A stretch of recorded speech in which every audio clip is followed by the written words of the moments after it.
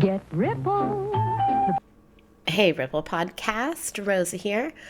Today's story is going to be a little bit different. I am going to be telling this story solo. Angela's going to be doing one episode a month with me, and the other weeks I'm going to be having various guests with me listening to the stories. And if that is something that is of interest to you, hit us up on social media and see if the schedule will work and you can be a guest on the Ripple Podcast. We want to get as much input and feedback from people as possible. And if this sounds like something that you would have fun participating in, I'd love to have you as a guest. So today's story, like I said, is going to be a little different. It's just me, all by myself. And if you are a regular listener to the Ripple Podcast, you know that we like to joke around and laugh and make funny jokes and just be kind of sarcastic. That's our personality. And because of this case, it's one I'm not going to be being too silly about. It's a little more serious. For whatever reason, it kind of pulls at my heartstrings.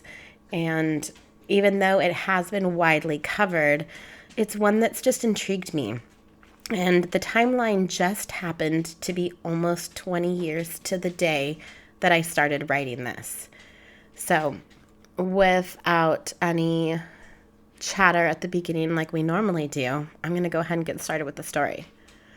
So on Monday, February 9th, 2004, a 21-year-old nursing student completing her junior year at the University of Massachusetts, Amherst, named Maura Murray. She submitted a nursing assignment and emailed her professors that she was going to have to leave for a while and wouldn't be on campus for the remainder of the week. She explained that she had to return home due to a death in the family. She packed up her bag with everything that she'd need for her trip. She had clothes, personal items, makeup, schoolwork. And as she was heading off campus, she went to an ATM and took out $280 from the bank account, leaving just about $20 in her account. So she pretty much wiped her account clean.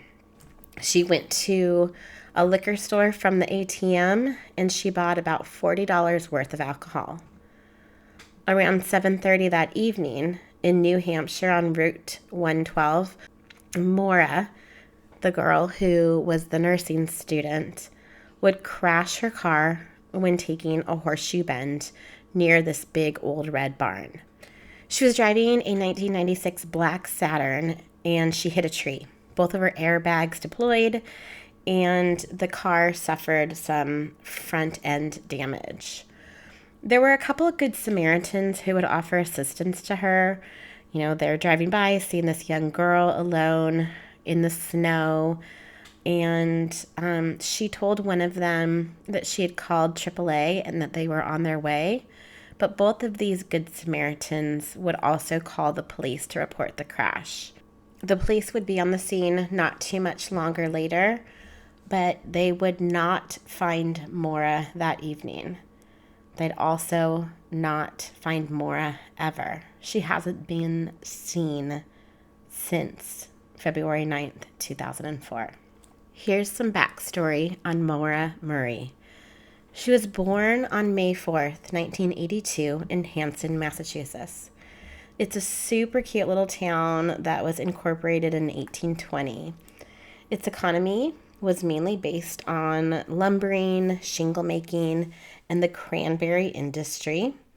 In 1912, a huge cranberry packing house was built that we would all come to know and love as the Ocean Spray Corporation. I have a fascination with Zillow, so I looked up this cute little town and found that you can buy a 2-bedroom, 2-bath home on 1.74 acres for around $670,000. So compared to California prices, really good deal. Maura had 3 older siblings, a brother named Fred and 2 sisters, Kathleen and Julie, and a younger half-brother named Kurt. Her parents are named Frederick who would go by Fred and Lori. They divorced when Maura was 6 years old. Maura always got great grades throughout her educational career. School and just education as a whole came really easy to her. She would even get phone calls from her older sister when she was attending at West Point and Maura was still in high school, just to help out with homework questions or just explaining things in a way that her sister Julie could understand. Maura was also an amazing track star in high school. She just loved running and excelled at it. Even at a young age, she'd go running with her dad, who had completed multiple full marathons. She won small track meets at her school, and there was this one that was known as the Turkey Trot in her town, and she won it that year and got to take home a turkey as a prize. She was accepted to West Point, New York, where she would study as a chemical engineering student. And that was also the same school that her sister was attending. Her sister Julie absolutely loved West Point, and she just assumed that Maura would love it too. So she kind of encouraged Maura to apply and got accepted to West Point, and they were super happy that they were going to be going to the same school together because they were such great friends. So even though school came really easy for Maura and athletics were really easy for her, there were things that she did struggle with. And some of those were little secrets that she didn't want anyone to know about. And one of those things was an eating disorder, which when she started going to West Point seemed to get worse. Now, I can't speak for Maura, but as someone who has battled an eating disorder from a pretty young age, it's almost a sense of control when you feel that you have no control. It's something that you have power over and that you're making the call on when you feel just powerless. So this is something that started to get worse while Maura was attending West Point. And maybe it was because it was a military type feeling where she, was told where to go, when to go, how to go. And this is something that she felt that she could control. This is just an assumption. Obviously, I don't know that for a fact, but that's just what I'm kind of guessing. She was trying to get a hold on this. There was a book found that talked about eating disorders and how to overcome them. So she did know that this was an issue and she was trying to take control of it. But it was just something obviously that she didn't talk about, and she may have felt that it was just a secret that she was maybe too scared to ask for help for. Another thing that happened where it may have been a cry for help or just a sense of control was she was actually out with one of her friends during West Point, and they went to a store that was on base, and Maura got caught shoplifting something super teeny tiny, like a thing of mascara or nail polish, probably under $5. And when it happened, her friend had no idea that Maura had done this, and she didn't notice it. And a couple people came up to Maura and said, you need to come with us. And the friend that she was with just was kind of freaking out because she didn't know what was going on. Even though it was something super teeny tiny, when you're at a place like West Point, it doesn't matter how small or large it is. You broke the rules and you need to be punished for those rules. So this was a really hard time for Maura. She actually decided to leave West Point right at this time, and she transferred to the University of Massachusetts, Amherst, to study nursing. At this time, Maura was driving a car that her dad had owned and was registered to him. He had actually given it to Maura for a while, and this is just a couple weeks before the crash, and her car that she was driving had started making these really, really bad noises and was blowing out black smoke. And it turned out that a cylinder had blown a gasket. So instead of a 4-cylinder car, she was now driving a 3-cylinder car.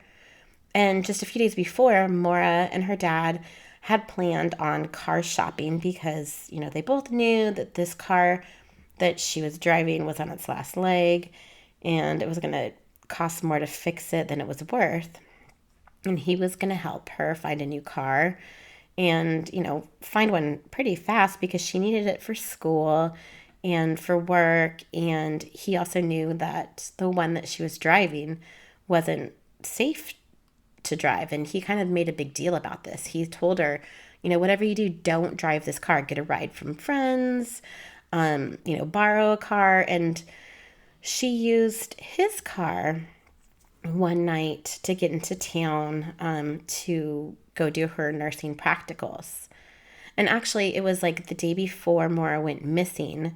She had been driving her dad's new car because the next day they were going to go out and go car shopping. So he was in town and let her drive his car. And she ended up crashing his new car into a guardrail at 3:30 a.m. on February 8th.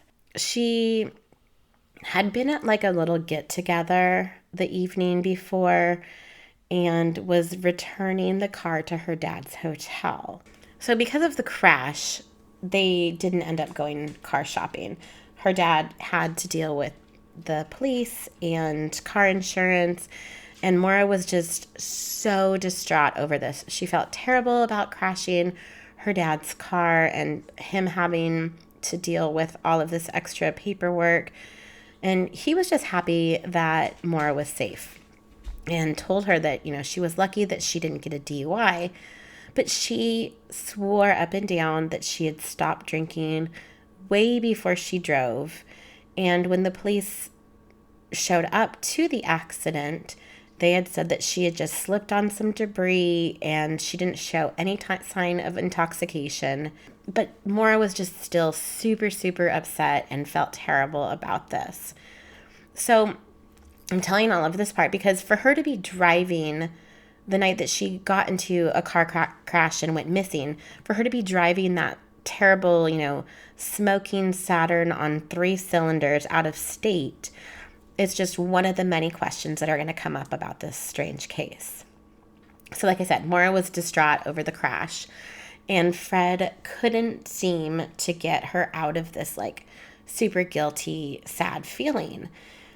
She was just sobbing when he dropped her off at the dorm, and she had said that she was going to call the next day to help finish with the accident forms, but that call never came. So once Fred had heard of the Saturn crash from one of his other daughters, he called the police to find out the details and to see what they were doing to help find Maura. And, it's New England, it's freezing cold, the snow is like 2 feet high, and the police just kind of brushed this guy off, saying that, that when they found the car crash, there were some open alcohol bottles in the car, and she probably just took off with a friend to avoid a DUI charge. She's over 18 and she'll be home soon. This, happens all the time type thing. Don't worry about it. But being the good dad that Fred is, he was absolutely worried about it. So he leaves his house on February 11th to head to New Hampshire to look for Maura himself. 3 of Maura's siblings had started to head that way too, to look for, Maura and see what was going on.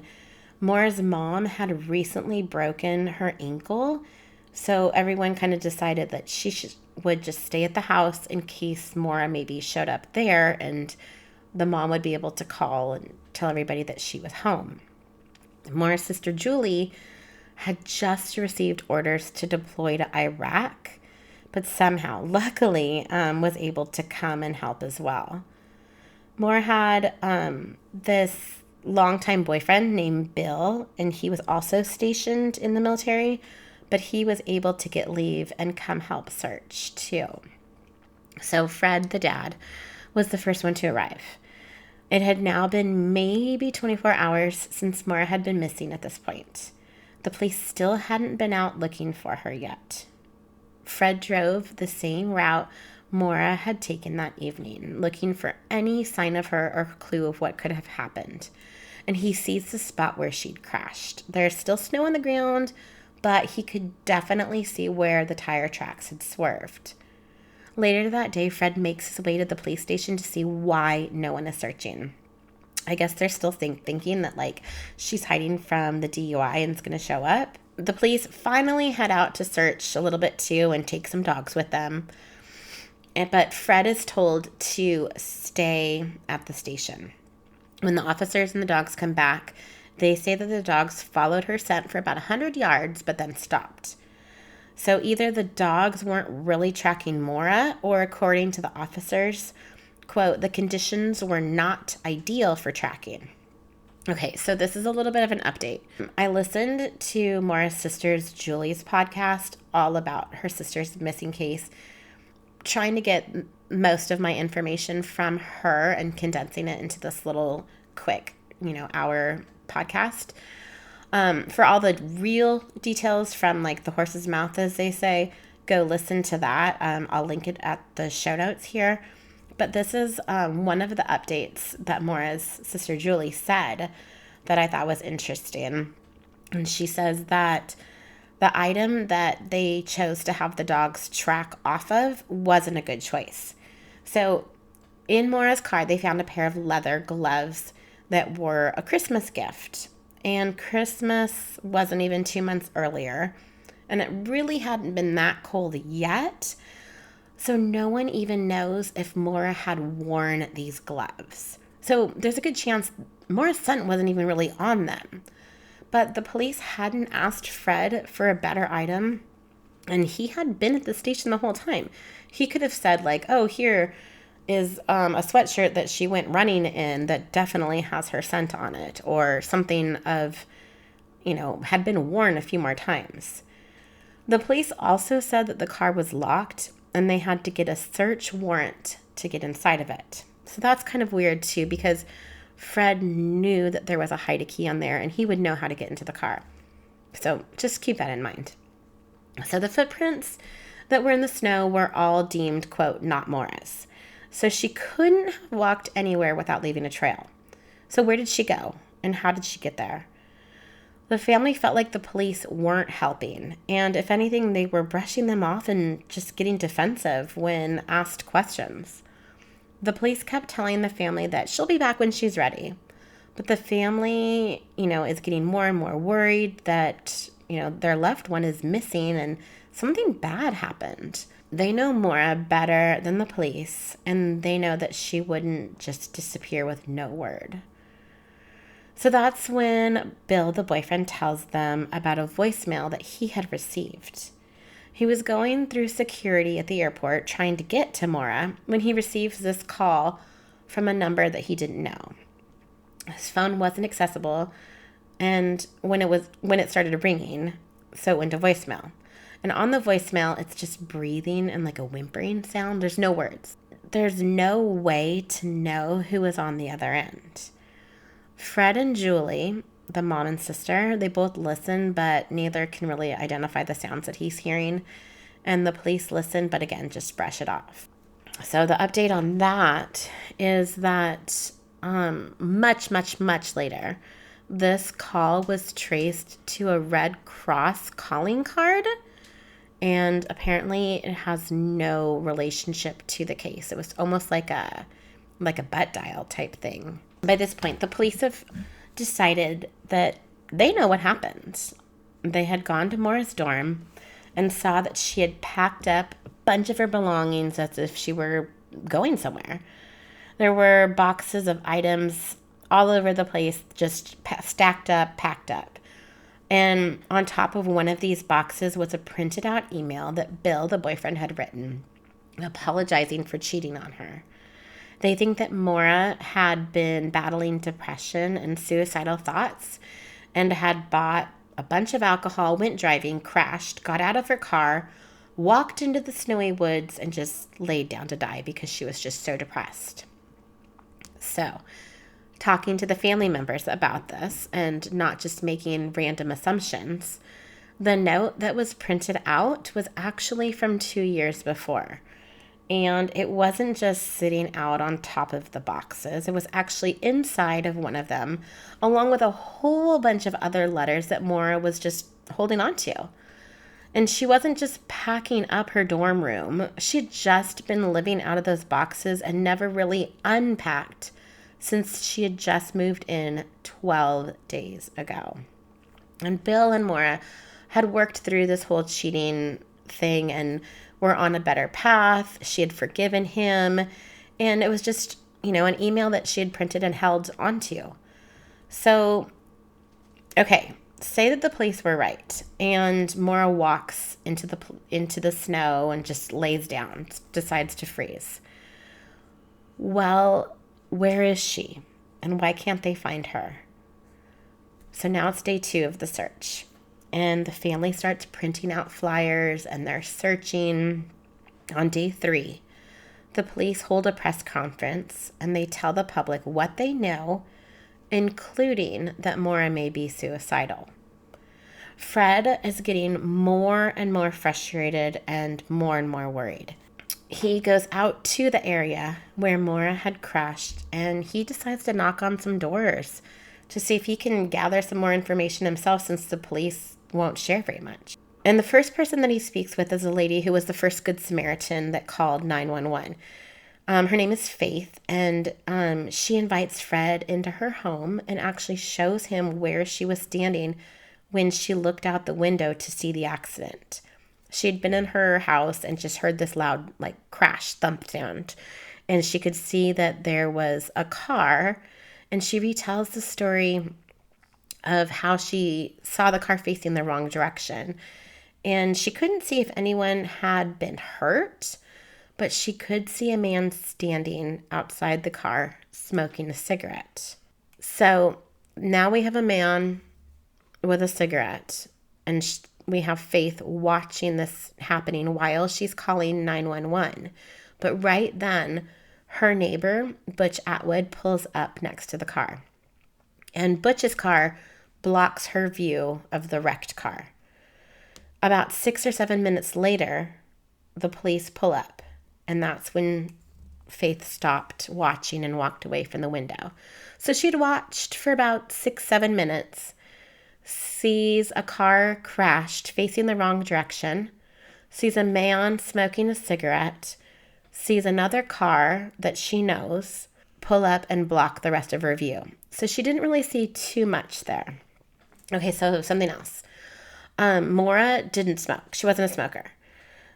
She was also known to wear her hair up all of the time. Her sister said that she never saw her with her hair down.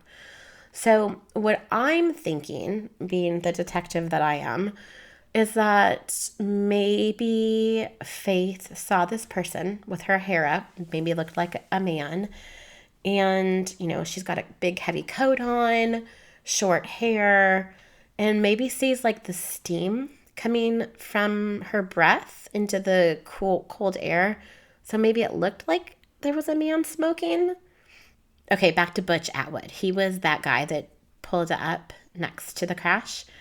Fred goes and talks with him. And he had been driving a school bus after dropping off students that had gone skiing. And he pulled up alongside the car and he sees a woman with shoulder-length brown hair. He said that she was shaking, either from the cold or from the wreck. And he said she wasn't hurt, that he could see, and he offered to make a call for her and to give her a ride to his place where she could get out of the cold. But she told him that she had already called AAA. Butch said he knew that she was lying because he did, in fact, live close by and knew that the road that she was on was actually a cell phone dead zone. So there was no service and no way she could have made a cell phone call. So Butch leaves her there, drives to his house, and calls the police. The report from that call reads, quote, "One female, no personal injury, shook up, no idea where the female is." So why was this on the report if Butch had talked with her? Why is there the statement, no idea where the female is? So Another thing that I found interesting was that Maura apparently didn't even have her phone in the car. She had left it at the dorm room from the party the night before. So just another way of proving that there's no way she could have called AAA. She didn't even have a phone on her, let alone was in a place where she could call. So when Fred knocks on Butch's door, he shows Butch a picture of Maura and asks if he had seen this woman, and Butch says no. So Butch's story keeps changing. Sometimes he says that he saw Maura in the car seat, and sometimes, she's sitting behind the airbag struggling to get out. Other times he says that he saw her standing outside the car. Sometimes he's out of the car, sometimes he's in it. For whatever reason, he doesn't have a story that he is going to stick with. He keeps flipping and flopping around and keeps giving different answers. So even if Fred didn't get much helpful information from Butch, and the little amount that he did get from Faith is kind of fuzzy, it was still more than the police had gathered because they hadn't come to interview either person. The only thing that had been asked of Faith was on the night of the crash. One of the officers had come to her and said, "Where's the girl?" That's it, nothing else. Faith hadn't even mentioned she had seen a girl. She thought what she saw was a man smoking a cigarette. So Fred drives over to a Vermont police station to hang up missing posters. No one at that station had heard of Maura. The same thing happened at the next station. These police were not spreading the word, images, nothing of Maura, other than to be on the lookout for this woman. But there was no urgency. There was no real reason because they were still sticking to the story of she would probably show up soon. The police go to Maura's dorm again to talk with some of the other students that she had gone to school with and collect a few items from her dorm room, including her computer. When her computer is looked over, they find directions to Vermont and New Hampshire. And she'd even looked up places to stay in those areas, but they couldn't get a confirmation of anywhere that she had booked. One of the people that they did talk to at the school was a woman named Karen May. She had worked with Maura, and she had said that a couple days before Maura went missing, on February 5th, 2004, Maura had been working her security guard checking school IDs. She said that around 1 a.m., she got a call from someone saying that Maura was super upset, to the point of just being unresponsive and out of it, crying and repeating the words over and over, "My sister, my sister." So Karen went to go see what was going on, and she got Maura and walked her back to her room and asked her if she wanted some company. Did she want her to stay with her? Because she just felt bad leaving her all by herself, being that upset. And Maura assured her that her roommate would be with her and that she would be okay. But that was another lie because Maura had just moved in 12 days earlier, and she had moved into a single. She didn't have a roommate at all. The reason that Maura was so upset is because that night that she had been working her security shift, around 10 p.m., she got a call from her older sister, Kathleen. And her sister had been in a rehab facility for alcohol, and her fiance had just picked her up because she was leaving the facility. But he picks her up, and the first stop they make is a liquor store. So this asshole is obviously not supportive of her sober journey. Maura just felt helpless. Her sister's trying to make good choices, and this guy, the first place they go is a liquor store. So she's just super upset and sad that she can't help her sister. That's totally understandable, but she continued to work her shift for 3 more hours before going into this breakdown. So had she been sitting there that whole time just playing different scenes through her head until she couldn't deal with it anymore? What was happening in her mind that made her just all of a sudden at 1 a.m. get so distraught?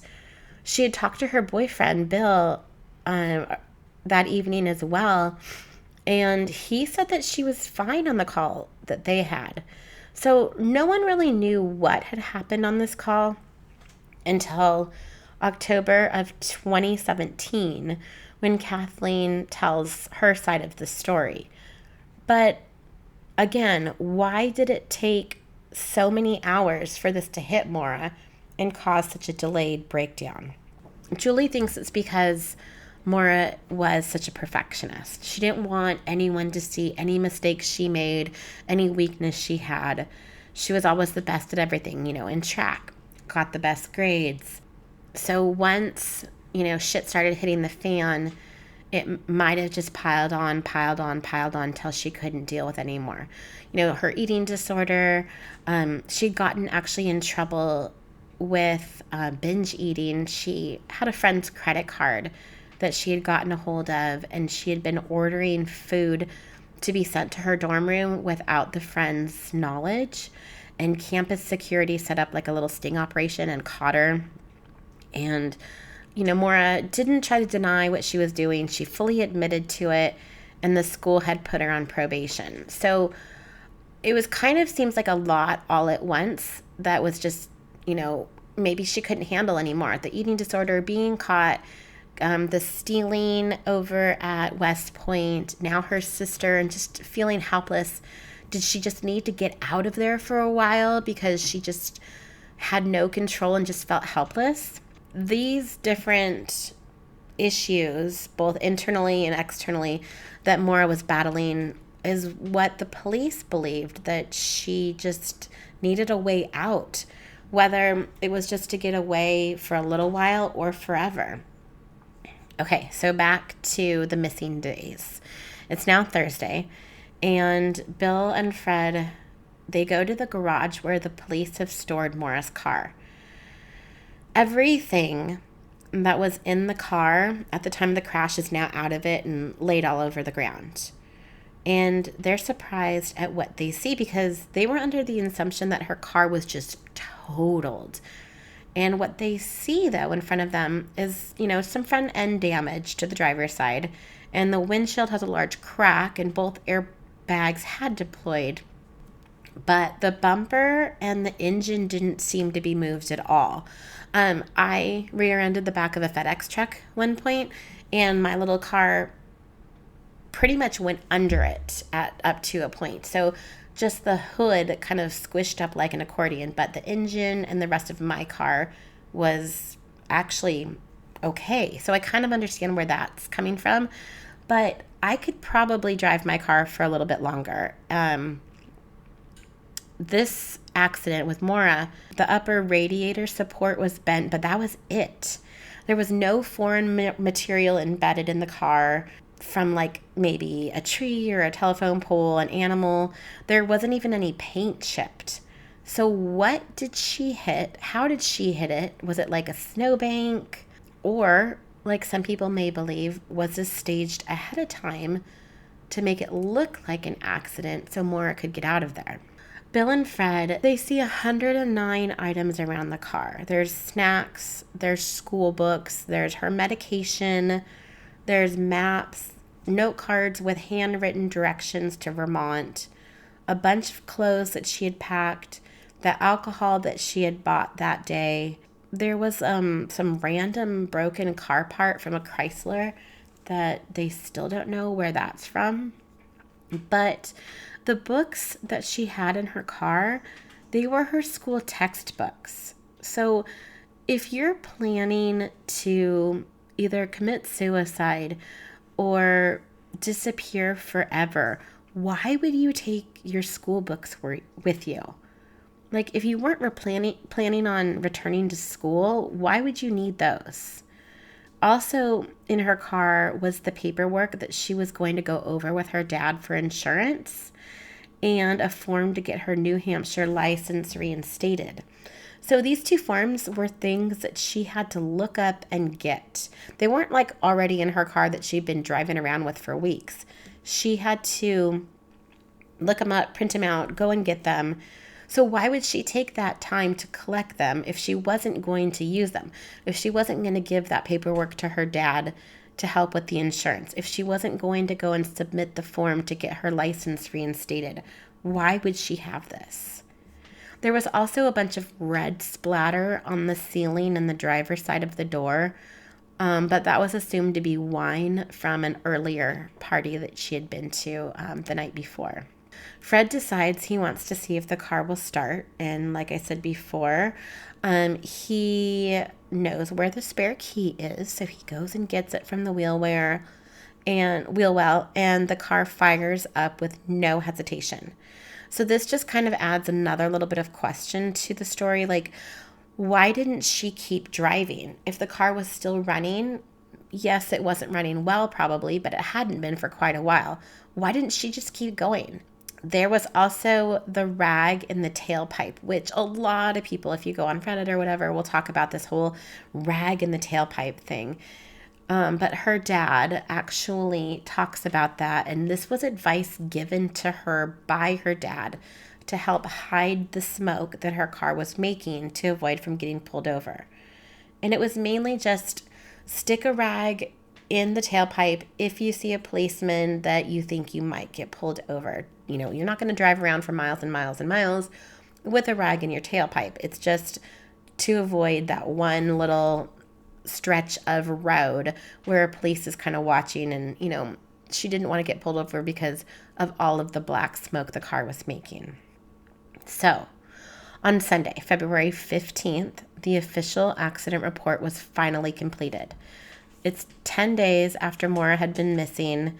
There was another ground search that had happened by the Fish and Game, and they took cadaver dogs with them, but still nothing was found. All the evidence was given back to the family, and the family kind of felt like this was a nonverbal way of telling them that they were done with the case. Like, we're done searching. Here's all the evidence we had. But the family and a handful of volunteers kept searching day after day.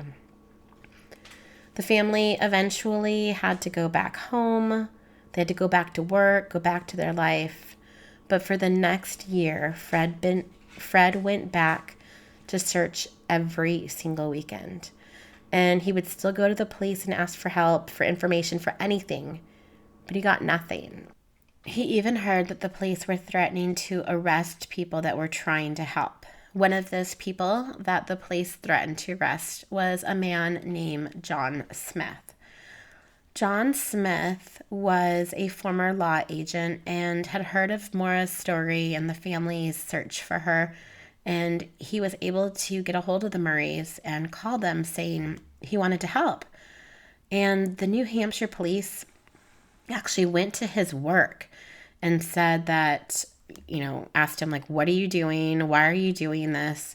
And he tells them that he just feels for the family and wanted to see if there was anything that he could do to help, since he knows some of, like, how the law works.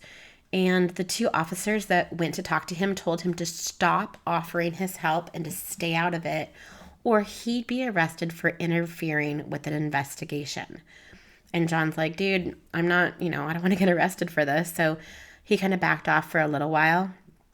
And when Fred found out about this, he, tracked him down somehow and found him in a grocery store parking lot.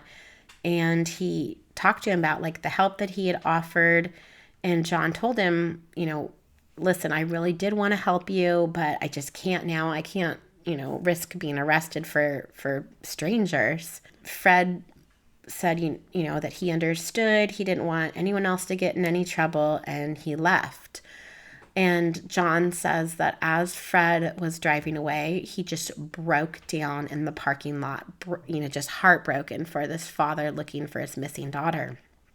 So a couple weeks later, John just can't, shake this feeling, and he's like, screw it. And he starts to help the family. And he's actually been helping ever since for almost 20 years. So one of the theories that people on Reddit talk about is that Maura was involved in a hit and run the day before and staged everything else to avoid getting in trouble. Maybe I could see that. But I can't see her putting her family through this for 20 years, no matter how much trouble she would have been in. It just from, the interviews I listened to and read, that her family just seemed so caring and loving of each other that, they would have maybe been upset with Maura for a little bit, but they would have supported her and helped her get through this. I can't see Maura just disappearing and leaving her family all to wonder about her for this long. There was also never a report of a hit and run, and no one saw her car with any damage before the accident. And also, she was working her shift that night in the security area, and no one saw her leave and then come back. So I feel like that theory is kind of debunked. Another rumor is the dorm party that she'd gone to in her dad's car when she crashed on the debris that night. And she was there with her friend named Kate at this party, quote unquote party. But Kate says that it was just a few people, like, probably less than 10 because it's in a dorm room and dorm rooms are teeny tiny. And Kate says that Maura seemed tired and she mentioned more than once that she wanted to get her dad's car back to him. So around 2:30 that morning, she says she's leaving to go back to her dorm. But she crashed her dad's car at 3:30, so like an hour later, and it was just a mile away from the dorms. So where did she go in that hour, and what happened for real?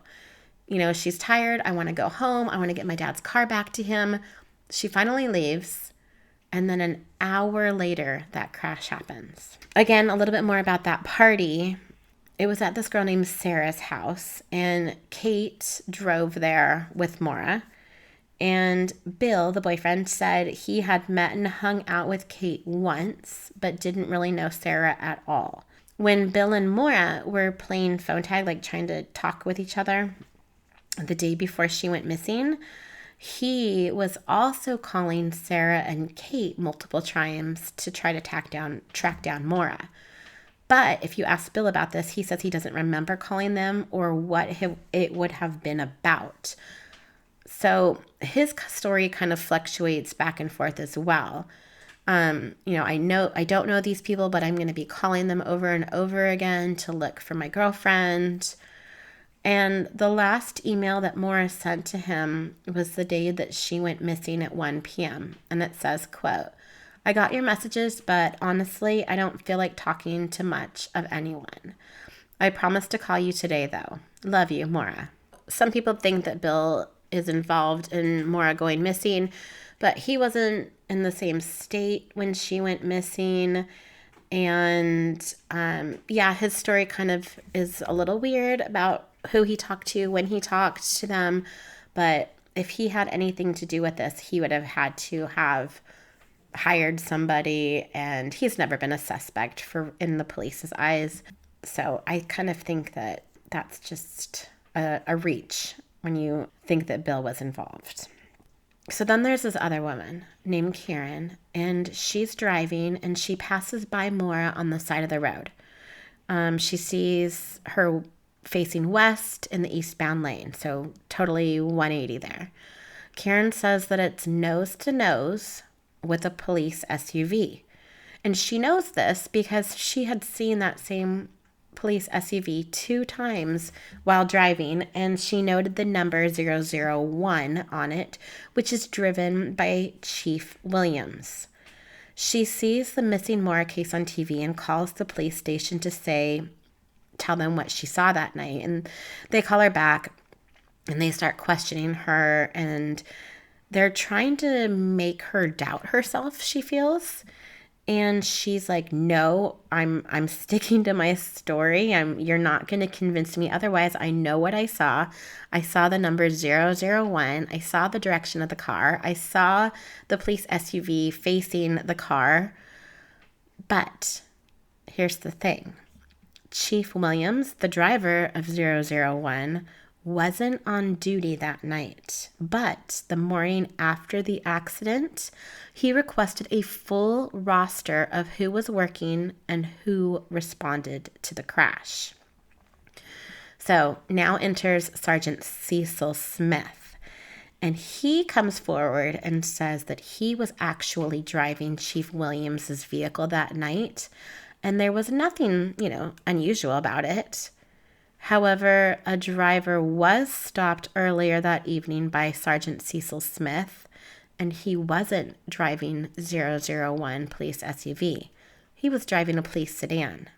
So to confirm who's telling the truth here, either the man that got the ticket that evening or Chief Williams and Sergeant Cecil's story, the police logs could easily be checked, right? You go back, you go, okay, this man, Dan, got a ticket this evening. Sergeant Cecil gave him the ticket and he was in police cruiser, blah, blah, blah, right? Easy. But this traffic ticket call isn't on any of the logs. They can't find the information anywhere. But the local paper has the story about it. And the exact time Dan is getting his ticket, the 001 SUV was actually being pulled out of a snowbank. So how could that SUV be driven by Sergeant Cecil if it was in fact being pulled out of a snowbank at that time? So there's another person that got a ticket by Cecil Smith that night right before Maura's crash, but they have refused to speak to anyone for these 20 years. So they can't get a confirmation of who was driving what that evening. A little confusing about, all these new players and cars and stuff happening in the story. Like I said, if you want all of the information, go to Maura's sister's podcast and listen to her story. But I found that very, very interesting. So apparently the SUV was in the snowbank ditch because Chief Williams had been driving under the influence. He later quits the police department because he's arrested for drunk driving, and he's arrested by Sergeant Cecil Smith, ironically. So some people speculate that Sergeant Smith came and switched vehicles with Chief Williams for a bit. Maybe Chief Williams took him home to sober up in one car and then drove back to the station, dropped off the vehicle, and had someone drive him back to the SUV. Maybe the SUV was towed back to the police station and he decided to drive it later that evening. But the first be on the lookout call to go out was from Cecil Smith. And he describes Maura as being 5'7" with brown hair, but he claims to have never seen her. And then on the second call, they have her name and say she's 5'5" and 120 pounds with black hair past her shoulders. So different descriptions, but it's hard to be on the lookout for someone that you've never seen. So where did he get his information about Maura? How did he know how tall she was, how much she weighed, what color hair she had? So that's all a big question mark there too. So what did happen?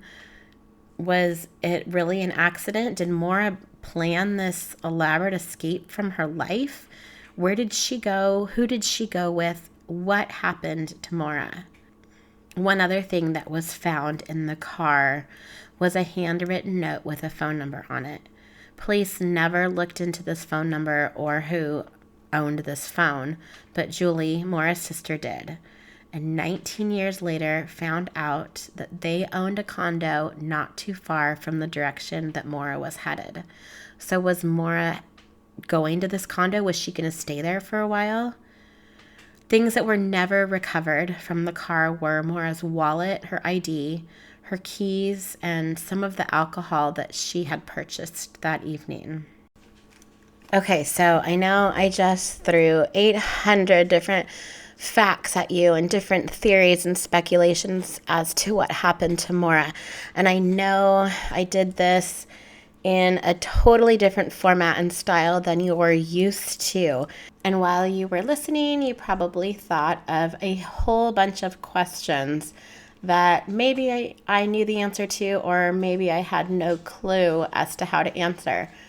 But if that is something that you think would be kind of fun to participate in, I would love to have you as a guest on an upcoming episode. give us a message on any of our socials or shoot us an email. Again, I will put that on our show notes. And I just want to thank you again for listening. I know this was super different and more serious and not as silly and crazy as we normally get, but for whatever reason, the story really pulled at my little heartstrings. But thanks again for listening, and don't forget to be a fountain and not a drain. Bye.